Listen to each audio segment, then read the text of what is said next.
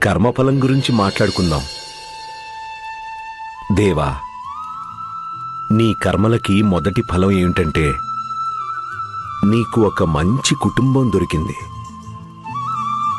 అలాగే ఇది కూడా నీ కర్మల ఫలితమే. నువ్వు నీ కుటుంబం విలువని అర్థం చేసుకున్నావు. భగవంతుడు నీకు ఆ వివేకాన్ని ఇచ్చాడు.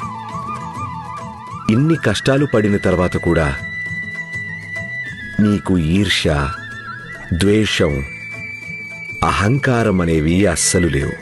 ఇదే నీ కర్మల ఫలితం. నువ్వు సుఖంగా నిద్రపోతావు, ప్రశాంతంగా నిద్రపోతావు.